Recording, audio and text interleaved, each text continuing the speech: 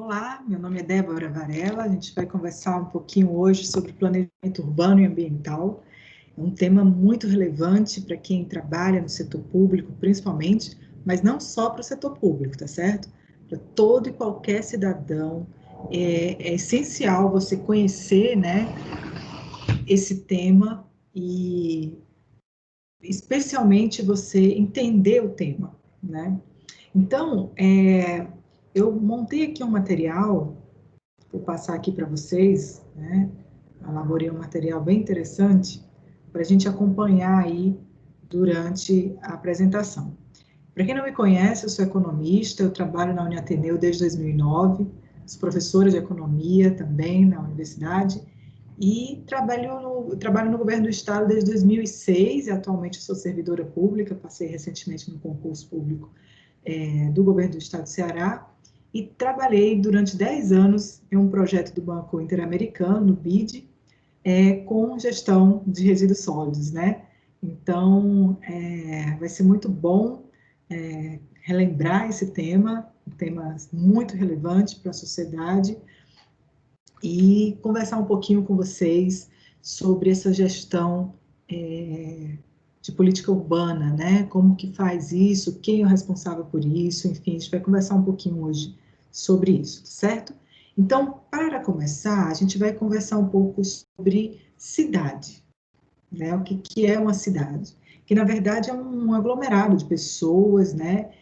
Com gestão, que precisa ter gestão, porque uma cidade, além, por ter essa característica de aglomeração, né? A gente vai ver aqui a história das cidades, de onde foi que tudo começou, ela precisa ter uma gestão, né? Ela não pode ficar solta, vamos dizer assim.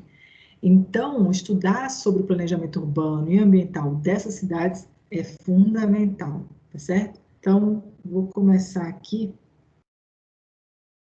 meio travado aqui, tá pesado, porque são muitos slides, muito pesado meus slides, né? A primeira coisa que a gente vai falar, né, falar de cidade, é falar de um espaço que é urbano, né? Cidade é essencialmente urbana, né? Acho que você já ouviu falar sobre isso. Então, o que é um espaço urbano? A gente vai conversar muito aqui nessa aula sobre definições, né, para você entender a base de todas as coisas, tá? Então, a primeira coisa é entender o que é um espaço urbano. O que é um espaço urbano?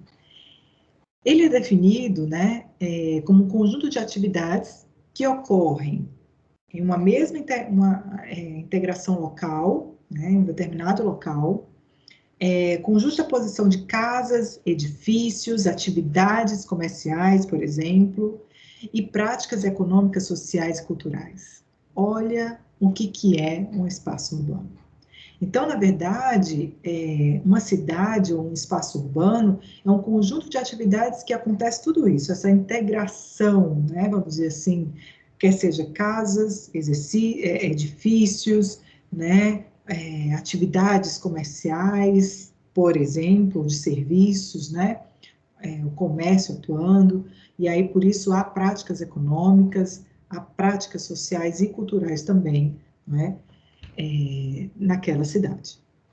O espaço da cidade, então, é uma paisagem que representa um espaço geográfico, tá bom? Em um determinado território, e nesse espaço precisa existir o quê? Práticas políticas e um lugar das visões de mundo e meditação cultural. É bem profundo isso, mas é bom a gente ter em mente, né, que toda cidade tem sua própria cultura. Cada cidade tem a sua própria cultura, seu jeito de ser. É preciso estabelecer aí uma distinção entre urbano, o que é urbano, o que é uma cidade, por exemplo. Existem cidades, por exemplo, que não são consideradas urbanas, tá certo? Elas possuem uma pequena quantidade de habitantes, por exemplo. E aí o IBGE vem e determina essa quantidade mínima, né, de habitantes, ou seja, até 20 mil habitantes, ela é considerada uma pequena cidade rural. A partir de 20 mil, ela já pode ser considerada como uma cidade urbana, tá certo? Com menos de 20 mil habitantes, são consideradas como espaço rural. Acima disso, pode ser considerada urbana. Além disso, no meio agrário, você pode notar, pode ser evidenciado, então, algumas práticas e características urbanas, tá certo? Mas isso não quer dizer que vai ser urbano, tá? Então, eu preciso ter uma nomenclatura, eu preciso ter uma definição, que no caso, o IBGE define assim, desculpa, define assim, né? A partir de 20 mil habitantes já é considerado, né? Acima de 20 mil habitantes é considerado urbano, tá certo? Então, podemos dizer que o espaço urbano é economicamente produzido, mas socialmente vivenciado, ou seja, apropriado e transformado com base nas ações racionais e afetivas daquela sociedade. Então, Roberto Lobato Corrêa, por exemplo, ele fala nas suas obras que o espaço urbano ele é fragmentado, articulado, e é também um condicionante das ações sociais e o reflexo dessas ações, né, que acontece aí nessa interação dialética aí da sociedade com o meio geográfico, tá? Além disso, segundo o Lobato, ele pode ser compreendido como um conjunto de símbolos e um campo de lutas, né, principalmente envolvendo as classes sociais, que elas vão requerer, né, vamos dizer assim, os seus direitos, certo? Para alguém, que a gente vai já conversar sobre isso, sobre esse alguém, né? Com o desenvolvimento das técnicas, o homem passou a viver em sociedade, né, as técnicas urbanas, as técnicas de modernização, né, da evolução humana, ele passou a construir as suas cidades, os seus espaços de moradia. E aí, as cidades mais antigas, né, que a gente reconhece aí na história como Jericó na Palestina e Damasco na Síria, de 9 mil anos antes de Cristo, as primeiras cidades aí foram construídas, né? Durante a maior parte da história da humanidade, a população foi majoritariamente rural. Então, pequenas cidades, mas caracterizadas como rurais. Dessa forma, com o desenvolvimento das relações industriais, começou a existir o processo de urbanização. E aí vem o crescimento do espaço urbano em relação ao espaço rural, por conta da industrialização, tá certo? Então, passou a ser, essa ideia da urbanização passou a ser a principal representação da modernidade, principalmente por conta das indústrias, né, do crescimento das indústrias, do aparecimento e crescimento das indústrias. Assim, a gente tem uma evidência, né, que por conta dessa industrialização é que a urbanização tem sido crescente, né, na vida da sociedade. Antes da Revolução Industrial, por exemplo, cerca de 90% da população das diferentes sociedades eram rurais, né? E atualmente, com a terceira Revolução Industrial, que estamos, vamos dizer assim, nela, a humanidade atingiu pela primeira vez a maioria urbana, né? Segundo os dados da Organização das Nações Unidas. Então, na era moderna, a gente pode dizer que o processo de crescimento do espaço urbano ele ocorre por dois argumentos principais. O primeiro argumento é o fator atrativo e o segundo é o fator repulsivo. E aí vamos estudar sobre isso. O que é um fator atrativo? Então, a partir dos benefícios que as cidades oferecem, elas atraem pessoas para elas, né? Então, a população começa a migrar do campo para a cidade, tá certo? Por conta dessas indústrias em fase de crescimento, né? E aí precisa de mão de obra, tá certo? E aí acaba que essas pessoas vêm para a cidade para trabalhar e acaba que fica morando nelas. Por exemplo, Londres, Nova York, Paris, foram cidades assim. Já os fatores repulsivos são aquelas, né, que entende-se que o crescimento das cidades expulsa, vamos dizer assim, os trabalhadores do campo por conta da produção agrícola, né, da mecanização da produção agrícola, ou seja, essa mecanização agrícola, ao invés de, vamos dizer assim, ajudar os trabalhadores do campo a produzir mais, essa alta produtividade vai dizer assim, olha, não preciso mais de você, a máquina faz por você, então tchau. Então ele vai migrar para o centro da cidade, na verdade para o centro urbano, porque ele não tem mais trabalho no rural. Então é repulsivo, tá certo? Essa urbanização, ela é causada por fator repulsivo, ela acelera ainda mais os problemas sociais, né? Porque eles foram expulsos do campo para a cidade de forma forçada, né? E não de forma atrativa. Então, vários fatores atrativos e repulsivos podem acontecer, né? Então, a gente percebe que o espaço urbano começa a crescer e aí, principalmente por causa do êxodo rural, e esse processo começa a proporcionar um crescimento desordenado das cidades, né? As pessoas fogem aí do campo tentando uma vida melhor na cidade, e aí começa problemas graves, né, sociais urbanos, como a favelização, ocupação irregular, índice de miséria, violência e dentre outras coisas. Então, é essencial que aquele local geográfico, né, que foi delineado, enfim, a gente vai falar sobre esse desenho, ele precisa ser organizado, precisa ter um planejamento urbano, porque eu estou recebendo pessoas, então eu preciso ordenar isso. Então, o planejamento urbano é um estudo do crescimento e funcionamento das cidades já existente ou planejada. Você pode planejar uma cidade do zero? Pode sim, Brasília é uma, né? Então, o objetivo do planejamento urbano é melhorar a qualidade de vida coletiva, ou seja, da coletividade, né? Por meio de ações políticas, ambientais, sociais e outras, tá certo? É para isso que serve o planejamento urbano. Quais são os instrumentos de política urbana aí criado pelo Estatuto da Cidade, né, pela Lei 10.257 de 2001. O primeiro é uma instituição tributária e financeira, né, com a contribuição de melhoria, que é um tipo, um tipo de tributo, ou seja, se você faz uma benéfice, né, se você beneficia aquela cidade, você faz uma obra, você pode cobrar daquelas pessoas que estão ali a contribuição pela melhoria realizada. É um tipo de tributo, tá certo?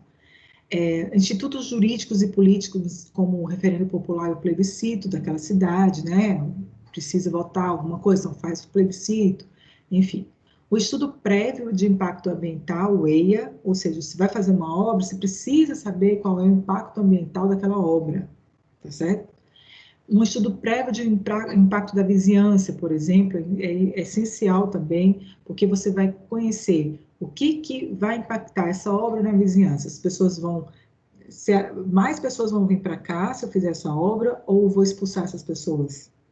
Então, o planejamento municipal também é um instrumento, né? Em especial o plano diretor, porque disciplina aí, né? A gente vai estudar agora já sobre o plano diretor, mas o planejamento municipal ele precisa de vários, vamos dizer assim, itens, e o plano diretor é um deles, né? A disciplina do parcelamento de uso e ocupação do solo, né? E vários outros, né? O que a gente vai estudar hoje é o plano diretor, tá certo?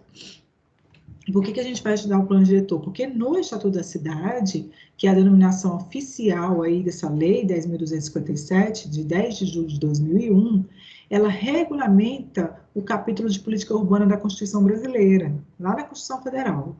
Porque os seus princípios básicos são o planejamento participativo e a função social da propriedade, né? Dentro da Constituição Federal tem um capítulo que vai tratar só sobre urbanização, sobre o Estatuto da Cidade e tal, e aí vem uma lei para regulamentar isso, certo? Que é essa, a 10.257. Então, o Estatuto da Cidade é uma tentativa de democratizar, né, vamos dizer assim, a gestão das cidades brasileiras, tá certo? Através de instrumentos de gestão, dentre eles o plano diretor. Tem outros instrumentos de gestão dentro do Estatuto das Cidades? Tem sim. Como, por exemplo, a gente viu aqui, a gente não vai ver uma... Cadê? Passei. O parcelamento de uso e ocupação de solo, né? Como é que vai ser dividida as terras, tá? Mas a gente vai se ater aqui, vai se preocupar aqui com o plano diretor municipal já, tá? A gente vai conversar um pouquinho sobre ele. Então, o plano diretor ele é obrigatório para toda cidade. Toda cidade tem que ter seu PDM atualizado, né? Segundo o governo federal, tinha que atualizar até 2018, 2017, 2018, enfim, e nem todas as cidades atualizaram, né? Então, é obrigatório para toda cidade com mais de 20 mil habitantes ou aglomerados urbanos, tá certo? Então, o PDM, que é o Plano Diretor Municipal, ele é um mecanismo legal que visa orientar a ocupação do uso urbano, né, do solo urbano, tomando por base um lado de interesses coletivos e difusos, né? O que vou já explicar melhor sobre isso, tais como a preservação da natureza e da memória, dos outros interesses particulares e seus moradores. No plano diretor, eu tenho que ter nele quais as áreas, por exemplo, que vai ser destinada a que atividade econômica. Vou ter uma área que vai ser só de, sei lá, de paisagista, né, ambiental. Vai ter uma área dentro da cidade só para indústria, outra só para escola.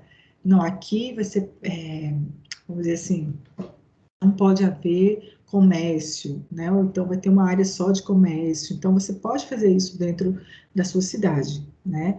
Desenhar a sua cidade dessa maneira, que fica mais interessante porque ela fica mais organizada, tá? O plano diretor ele é um instrumento básico da política de desenvolvimento do município, né?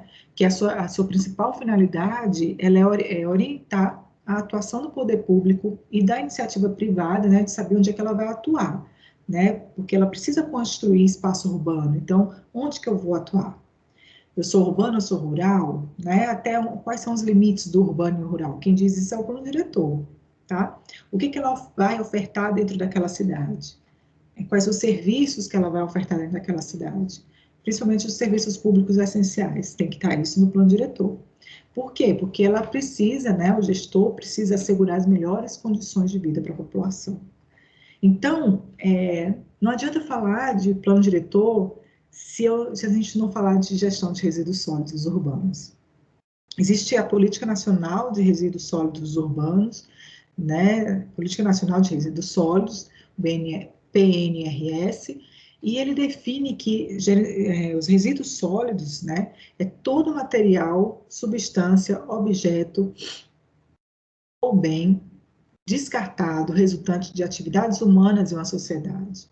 Então, a grande questão aqui é como que a gente vai tratar esse espaço que está definido, delineado, mas além disso, como que a gente vai tratar os resíduos sólidos gerados por essa cidade, pelas pessoas que vivem nessa cidade, entendeu?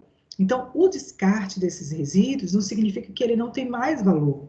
Pelo contrário, eles têm muito valor, né? E não é porque a pessoa descartou que não vale mais, pelo contrário, vale muito.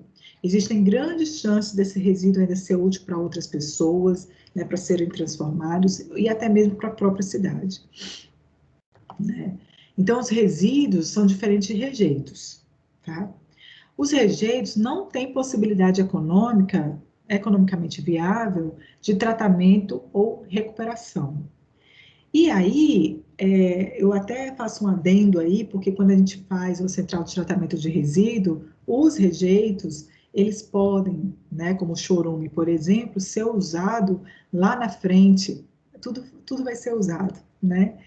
Ele pode ser usado lá na frente para algumas coisas que eu vou conversar com vocês já já.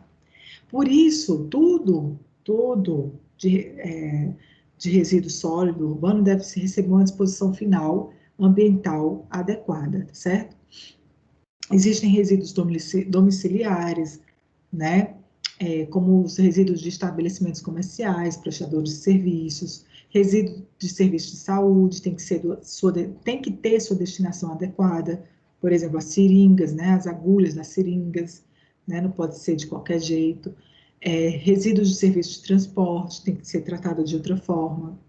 Já os resíduos de limpeza urbana, né, como os serviços públicos e saneamento básico, o resíduo da construção civil tem que ter sua destinação própria, os resíduos de mineração também, né, porque o resíduo de construção civil, eles são resíduos muito grandes, né, então, pesados, tal, então eles tem toda uma legislação para ele, né. O resíduo sólido urbano, como os resíduos industriais, os resíduos agrovil, sempre erro essa palavra, agrosilvo pastoril, tá? Da agricultura, né? Tem que ser, como, por exemplo, tem que ser orientado adequadamente, né, para onde que ele vai ser descartado ou reutilizado, como, por exemplo, as embalagens de produtos químicos, né, para agricultura, pestes, né, na agricultura e tal, para combate a pestes. E aí, isso é a origem, né, dos resíduos. Mas existem resíduos perigosos, né, quanto à periculosidade, por exemplo, resíduos perigosos e não perigosos. Eu falei da seringa e da agulha das seringas, né? Isso é um resíduo perigoso, certo? Falei também das embalagens aí, como é que são tratadas as embalagens de agrotóxicos, né? Então, é um resíduo perigoso também, certo? Tem muita gente no interior que pega essas embalagens, lava e vai colocar água para tomar banho, juro. É desse jeito. Então, é um resíduo perigoso e isso não pode acontecer, mas acontece. Isso aqui é uma classificação de uma cidade, né? Eu não coloquei o nome da cidade aqui para. Não precisa, é a ideia. A gente tem nessa cidade uma classificação de resíduos sólidos urbanos, né? E toda cidade faz essa classificação. E nessa cidade aí, a gente tem que 52%, quase 53%, tem matéria orgânica, né? A maioria dos seus resíduos sólidos é de matéria orgânica. Aí depois vem com 16% plástico, depois, na verdade, depois vem papel e papelão com 19,3%, plástico depois com 17%, vidro, metal e outros, né? Esses outros aí é porque junta muito, acaba que o percentual é maior, mas se você for desmembrar esses outros, acaba que cada percentual dele separadamente é muito pequeno. Então, o que a gente vai conversar agora? Eu vou contar para vocês aqui uma história, né? Na verdade, vida real, do que aconteceu, né? Dos estudos que a gente fez na Secretaria das Cidades, né? Aí é prática, né? Vida real, em relação a resíduos sólidos, né? Na verdade, tem muita coisa para conversar sobre isso, então vamos começar. É rápido, eu não vou tomar muito seu tempo, não. Mas a ideia é que quando a gente vai tratar de resíduo sólido, né, quando a gente vai, eu estava falando aqui para vocês sobre planejamento ambiental, planejamento urbano, né, toda essa característica aí de fazer um bom plano diretor municipal, né, os gestores terem esse plano diretor atualizado, né, a planta genérica de valores atualizada também, porque ajuda, contribui aí para o rateio dos tributos, né, corretos, porque às vezes você tem, vamos dizer assim, uma área que ela está sendo cobrada de forma equivocada, né, a tributação dela. Então, essa planta genérica de valores, né, atualizada, vai ajudar no ordenamento urbano, no sentido de aquela área ali, ela tem mais valor, ela não tem, eu posso cobrar mais tributo nela, ou não posso, entendeu? Outra coisa importante para a gente conversar sobre essa matéria, né? A gente conversou um pouquinho já sobre plano diretor, mas principalmente de resíduos sólidos, né? Quando a gente vai tratar os resíduos sólidos, por exemplo, naquela cidade, não pode ser de qualquer jeito, né? E muitas pessoas, muitas cidades, elas tratam de qualquer jeito e acham que resíduo sólido é para ir para um lixão, né? Então, a experiência que nós temos é que nós trabalhamos dentro da Secretaria das Cidades, foram duas unidades de tratamento de resíduos, né? Um em Limoeiro e outro em Sobral, que acaba que a ideia de compor isso, né, de fazer isso acontecer, é porque ela vai gerar no futuro, para quem trabalha, né, com gestão de resíduos sólidos, acaba que no futuro você gera renda para aquela população. Manter isso é caro? É sim, muito caro. Porém, no futuro, compensa porque você emprega pessoas, você cuida lá na ponta daquelas pessoas, né, que a gente chamava antes de catadores, né, os catadores de lixo, por exemplo, que têm uma vida tão precária. E acaba que quando você constrói uma central de tratamento, você dá vida e voz para essas pessoas, no sentido delas poderem participar agora de uma cadeia produtiva. Elas, elas fazem parte agora de uma cadeia e elas são a ponta da cadeia. Então, é a partir delas, né, daqueles resíduos ali que elas encontram, que elas têm agora um local destinado vamos dizer assim, que vai se transformar em um produto que pode ser vendido, né, fabricado por uma central de tratamento e, vamos dizer assim, de repente uma cooperativa, né, de catadores, e no final acaba que vai gerar renda para ela, para a família dela. Então, são muitas coisas para conversar sobre isso. A gente também mostrou aqui para vocês sobre a ideia da origem dos recursos, desses recursos, né, vamos dizer assim, desses resíduos. E uma delas que eu queria frisar, que é os resíduos de serviço de saúde, né? A gente fez um projeto do Banco Mundial, uma contratação de uma empresa para mapear os resíduos de saúde do Ceará. E por que isso é importante, né? Como é que estava sendo, qual era a ideia, como é que estava sendo esse tratamento, sabe? Como que se tratava no estado do Ceará os resíduos sólidos de saúde, né? Então, a grande problemática é essa, né? Como é que a gente vai tratar, como é que está sendo hoje, como é que a gente vai tratar, né? Então, o governo do estado do Ceará, ele sempre foi preocupado com isso, né? E tem feito aí uma política belíssima sobre o tratamento de resíduos. Mas eu queria, para finalizar essa aula, né, é só um bate-papo sobre isso,